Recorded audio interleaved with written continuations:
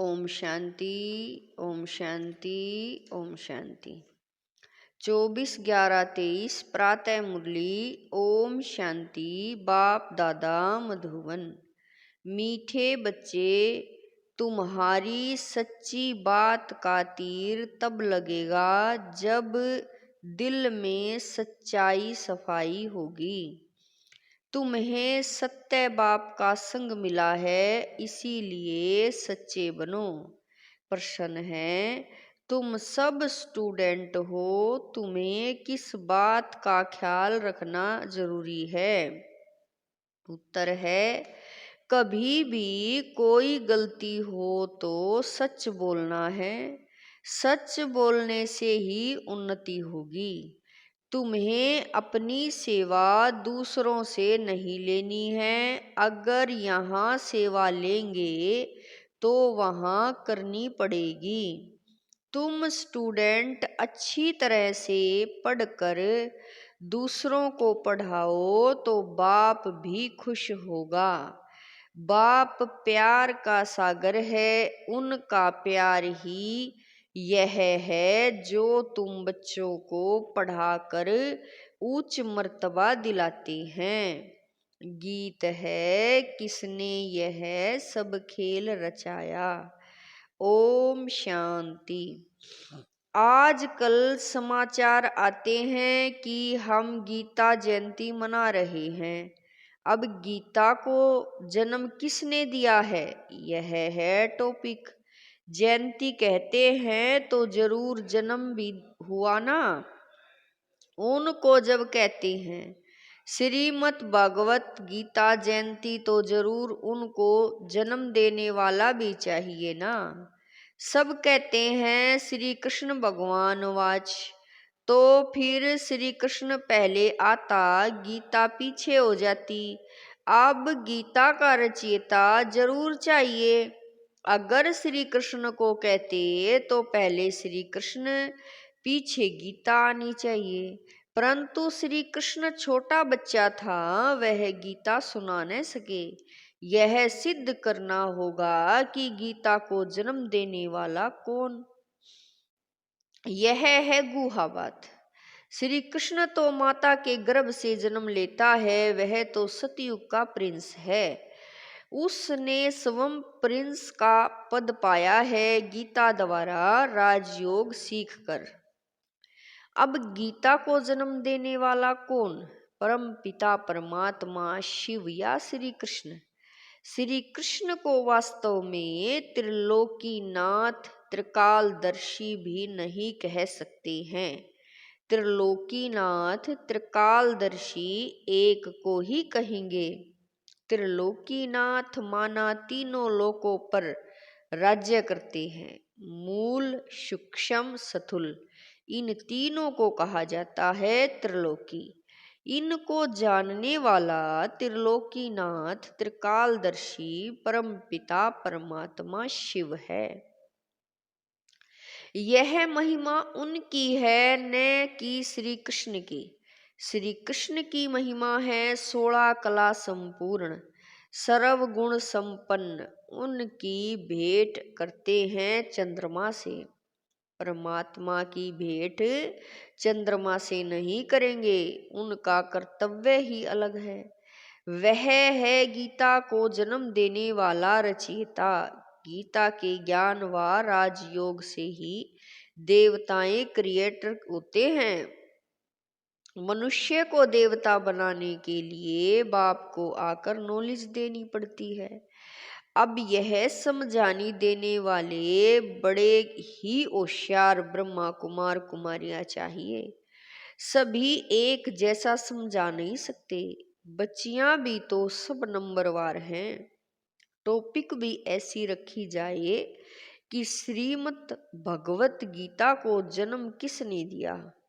इसके लिए कॉन्ट्रास्ट समझाना है।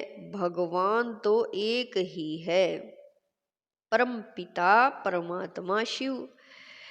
उस ज्ञान सागर द्वारा ज्ञान सुनकर श्री कृष्ण ने यह पद पाया था। सहज राजयोग से यह पद कैसे पाया? यह समझानी देनी पड़े। ब्रह्मा द्वारा ही पहले बाप ब्राह्मण रचते हैं। सभी वेद शास्त्रों का सार सुनाते हैं। ब्रह्मा के साथ ब्रह्मा मुख वंशावली भी चाहिए। ब्रह्मा को ही त्रिकालदर्शी पने का ज्ञान मिलता है। त्रिलोकी अर्थात तीनों लोकों का भी ज्ञान मिलता है। तीनों काल आदि मध्य अंत को मिलाकर कहा जाता है। और तीनों लोक अर्थात मूल सूक्ष्म स्थूल यह अक्षर याद करने हैं। बहुत बच्चे भूल जाते हैं। बुलाया है देह अहंकार रूपी माया ने।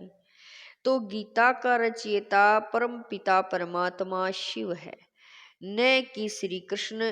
परम पिता परमात्मा ही त्रिकालदर्शी तथा त्रिलोकीनाथ है। श्री कृष्ण में व लक्ष्मी नारायण में यह नॉलेज है ही नहीं। हाँ, जिन्होंने यह नॉलेज बाप से पाई वह विश्व के मालिक बन गए। जब सदगति मिल गई फिर यह नॉलेज बुद्धि से गुम हो जाती है। सबका सदगति दाता वह एक ही है। वह पुनर्जन्म लेने वाला नहीं है। पुनर्जन्म शुरू हुआ सतयुग आदि से।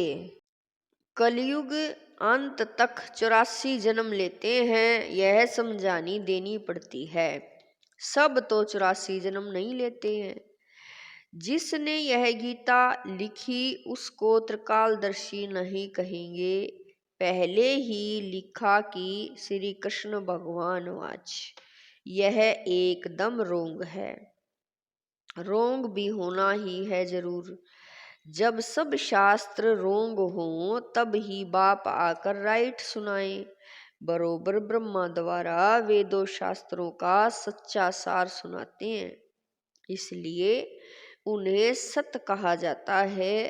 अब तुम्हारा है सत्य के साथ संग, जो तुमको सत्य बनाते हैं प्रजापिता ब्रह्मा और उनकी मुख वंशावली यह जगदम्बा सरस्वती। प्रजापिता ब्रह्मा के सभी बच्चे आपस में भाई बहन ठहरे। कहाँ भी मंदिरों में जाकर भाषण करना चाहिए। घूमने फिरने भी वहाँ बहुत आते हैं। एक को समझाया तो सत्संग लग जाएगा। शमशान में भी जाना चाहिए, वहाँ मनुष्यों को वैराग्य होता है। परंतु बाबा कहते मेरे भक्तों को समझाने से वह फट से समझेंगे। तो शिव बाबा के मंदिर लक्ष्मी नारायण के मंदिर में जाना पड़े। लक्ष्मी नारायण को बाबा मम्मा नहीं कहते, शिव को बाबा कहते हैं। जरूर मम्मा भी होगी, वह है गुप्त। शिव बाबा जो रचयिता है उनको मात पिता कैसे कहते हैं, यह गुप्त बात कोई भी जान न सके। लक्ष्मी नारायण को एक ही अपना बच्चा होगा। बाकी इनका नाम है प्रजापिता। ब्रह्मा विष्णु और शंकर को ऊंच नहीं रखते, ऊंच त्रिमूर्ति ब्रह्मा को रखते हैं। जैसे रचता शिव परमात्मा को कहते हैं, ऐसे ही ब्रह्मा को भी रचता कहा जाता है। वह तो अविनाशी है ही। रचयिता बाबा कह रहे हैं रचता अक्षर कहेंगे तो पूछेंगे कैसे रचा, वह तो रचता है ही। बाकी रचना होती है ब्रह्मा द्वारा। अब ब्रह्मा द्वारा परमात्मा सब आत्माओं को सृष्टि के आदि मध्य अंत का नॉलेज देते हैं। वेद शास्त्र आदि सब हैं भक्ति मार्ग की सामग्री। भक्ति मार्ग आधा कल्प चलता है। यह है ज्ञान कांड। जब भक्ति मार्ग पूरा होता है तब सब पतित तमो प्रधान बन जाते हैं। तब मैं बाप आता हूँ। पहले सतो प्रधान से सतो रजो तमो में आते हैं। ऊपर से जो पवित्र आत्माएं आती हैं उन्होंने कोई ऐसा कर्म नहीं किया है जो उनको दुख भोगना पड़े। क्राइस्ट के लिए कहते हैं उनको क्रॉस पर चढ़ाया, परंतु यह तो हो न सके। नई आत्मा जो बाबा कह रहे हैं, नई आत्मा जो धर्म स्थापन करने अर्थ आती है, उनको दुख मिल नहीं सकता, क्योंकि वह तो कर्मातीत अवस्था वाला मैसेंजर धर्म स्थापन करने आया। लड़ाई में भी जब कोई मैसेंजर भेजते हैं तो वह सफेद झंडी ले आते हैं, जिससे वे लोग समझ जाते हैं कि यह कोई मैसेज ले आया है, उनको कोई तकलीफ नहीं देते हैं। तो मैसेंजर जो आते हैं उनको कोई क्रॉस पर चढ़ाने के दुख आत्मा ही भोगती है, आत्मा निर्लेप नहीं है। यह लिखना चाहिए, आत्मा को निर्लेप कहना रोंग है। यह किसने कहा? शिव भगवान वाच। यह पॉइंट तुमको नोट करनी चाहिए। लिखने के लिए बड़ी ही विशाल बुद्धि चाहिए। समझो प्रदर्शनी में क्रिश्चियन लोग आते हैं तो उनको भी बता सकते हैं कि क्राइस्ट की सोल को क्रॉस पर नहीं चढ़ाया गया, बाकी जिसमें उसने प्रवेश किया उस आत्मा को दुख हुआ। तो ऐसी बातें सुनकर वंडर खाएंगे। उस पवित्र आत्मा ने आकर धर्म स्थापन किया गॉड फादर के डायरेक्शन अनुसार। यह भी ड्रामा को भी कई लोग समझते नहीं हैं, परंतु उसके आदि मध्य अंत को नहीं जानते। ऐसी ऐसी बातें सुनकर लोग कुछ समझने की कोशिश करते हैं। कुछ बाबा कह रहे हैं कृष्ण को भी कोई गाली दे न सके, बरोबर गालियां अभी ही मिल रही हैं। किसको? शिव बाबा को नहीं, इस साकार को। टीचर तो बाबा है, प्योर सोल, और यह है इम्प्योर। जो प्योर बन रहा है, जो समझ गए हैं, वह बीत नहीं करेंगे, नहीं तो समझेंगे कि यह तो सिखाया हुआ है। फिर वह बात कोई, बाबा कह रहे हैं, फिर वह बात कोई को जचती नहीं, तीर नहीं लगता। सच्चाई सफाई बहुत चाहिए। जो खुद विकारी होगा वह औरों को कहे का महाशत्रु है, तो तीर लग नहीं सकता। जैसे पंडित का मिसाल, राम राम कहने से नदी व सागर पार कर जाएंगे। अब यह अभी की बात है। शिव बाबा कहते हैं मुझे याद करने से तुम इस विषय सागर से पार हो जाएंगे। कौन सा सागर? यह पंडित नहीं जानते, वेश्यालय से शिवालय में चले जाएंगे। बड़ी अच्छी रीति से श्रीमत पर चलना है। कहते हैं ना कि बाबा चाहे प्यार करो चाहे ठुकराओ, यहाँ तो सिर्फ समझानी दी जाती है, तो भी कई मुर्दे बन जाते हैं। बच्चों को तो लिखना पढ़ना पड़ता है। बाप प्यार का सागर है, अर्थात पढ़ाकर ऊंच मर्तबा दिलाते हैं, यही प्यार है।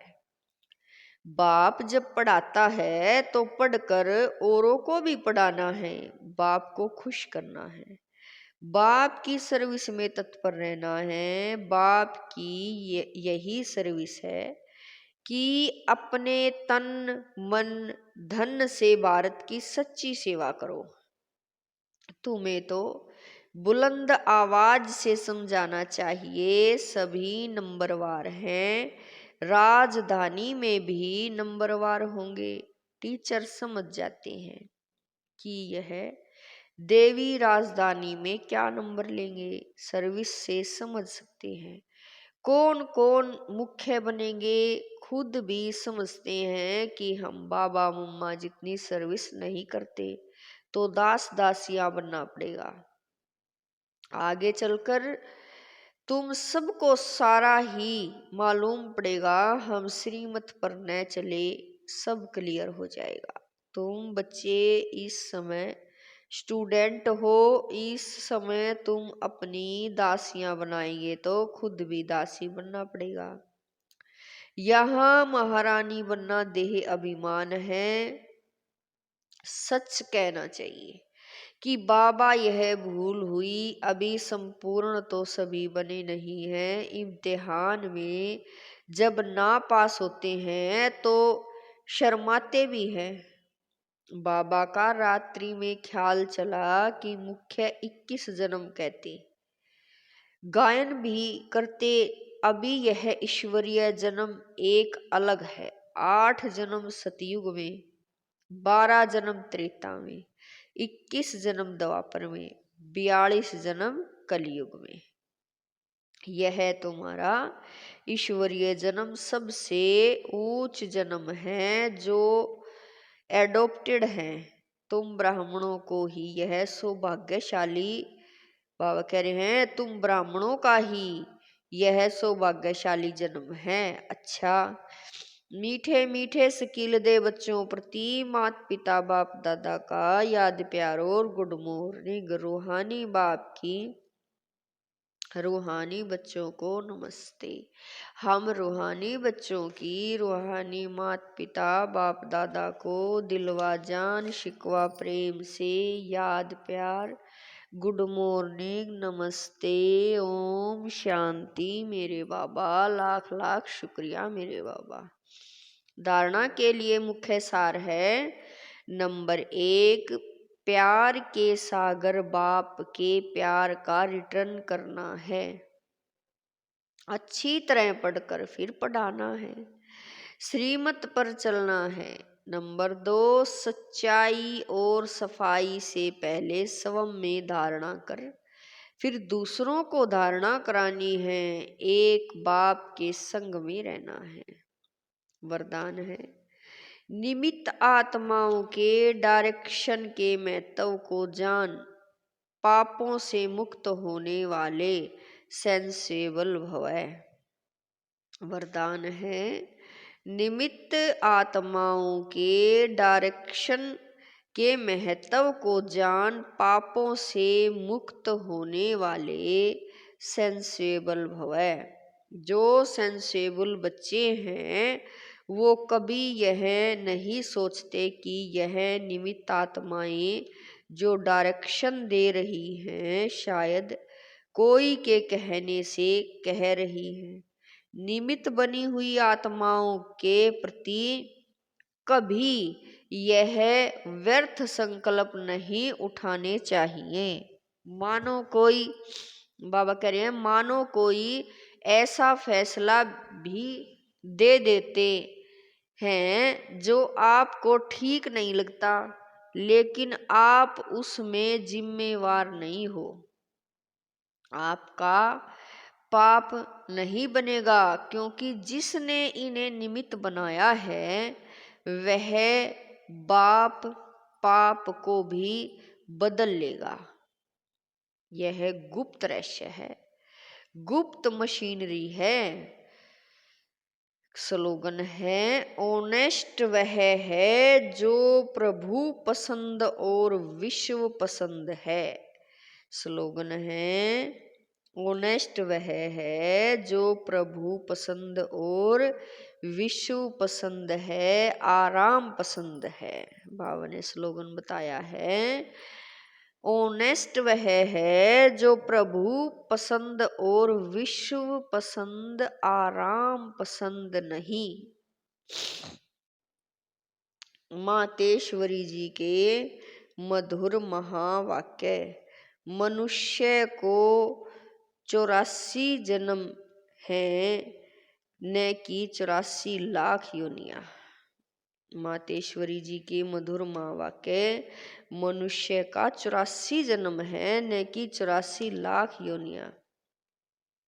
अब यह जो हम कहते हैं कि प्रभु हम बच्चों को उस पार ले चलो, उस पार का मतलब क्या है? लोग समझते हैं उस पार का मतलब है जन्म मरण के चक्कर में न आना, अर्थात मुक्त हो जाना। अब यह तो हुआ मनुष्यों का कहना, परंतु बाप कहते हैं बच्चों, सचमुच जहाँ सुख शांति है, दुख अशांति से दूर है, उसको कोई दुनिया नहीं कहते। जब मनुष्य सुख चाहते हैं तो वो भी इस जीवन में होना चाहिए। अब वो तो सतयुगी वैकुंठ देवताओं की दुनिया थी, जहाँ सर्वदा सुखी जीवन थी। उसी देवताओं को अमर कहते थे। अब अमर का भी कोई अर्थ नहीं है। ऐसे तो नहीं, देवताओं की आयु इतनी बड़ी थी जो कभी मरते नहीं थे। अब यह कहना उन्हों का रोंग है, क्योंकि ऐसे है नहीं। उनकी आयु कोई सतयुग त्रेता तक नहीं चलती है, परंतु देवी देवताओं के जन्म सतयुग त्रेता में बहुत हुए हैं। 21 जन्म तो उन्होंने अच्छा राज्य चलाया है, और फिर 63 जन्म द्वापर से कलयुग के अंत तक टोटल उन्हों के जन्म चढ़ती कला वाले 21 हुए और उतरती कला वाले 63 हुए। टोटल मनुष्य 84 जन्म लेते हैं। बाकी यह जो मनुष्य समझते हैं कि मनुष्य 84 लाख योनियां भोगते हैं, यह कहना भूल है। अगर मनुष्य अपनी योनि में सुख दुख दोनों पार्ट भोग सकते हैं, तो फिर जानवर योनि में भोगने की जरूरत ही क्या है। अब मनुष्यों को यह नॉलेज ही नहीं। मनुष्य तो 84 जन्म लेते हैं। बाकी सृष्टि पर जानवर पशु पंछी आदि टोटल 84 लाख योनियां अवश्य हैं। अनेक किस्म की जैसे पैदाइश है, उसमें भी मनुष्य योनि में ही अपना पाप पुण्य भोग रहे हैं, और जानवर अपनी योनि में भोग रहे हैं। न मनुष्य जानवर की योनि लेता और न जानवर मनुष्य की योनि में आता है। मनुष्य को अपनी योनि में जन्म में भोगनी पड़ती है, तो दुख सुख की महसूसता आती है। ऐसे ही जानवरों को भी अपनी योनि में सुख दुख भोगना है, मगर उन्हों में यह बुद्धि नहीं कि यह भोगना किस कर्म से हुई है। उन्हों को भोगना को भी मनुष्य फील करता है, क्योंकि मनुष्य है बुद्धिवान। बाकी ऐसे नहीं, मनुष्य कोई 84 लाख योनियां भोगते हैं। जैसे देखो, गुरु नानक साहब ने ऐसे महावाक्य उच्चारण किए हैं, अंत काल में जो पुत्र सिमरे, ऐसी चिंता में जो मरे, सुअर की योनि में वल वल उतरे। परंतु इस कहने का मतलब यह नहीं है कि मनुष्य कोई शुक्र की योनि लेता है, परंतु शुक्र का मतलब यह है कि मनुष्यों का कार्य भी ऐसा होता है जैसे जानवरों का कार्य होता है। बाकी ऐसे नहीं कि मनुष्य कोई जानवर बनते हैं। अब यह तो मनुष्य को डराने के लिए शिक्षा देते हैं, तो अपने को इस संगम पर अपनी जीवन को पलटाएं, पाप आत्मा से पुण्य आत्मा बनाना है। अच्छा ओम शांति।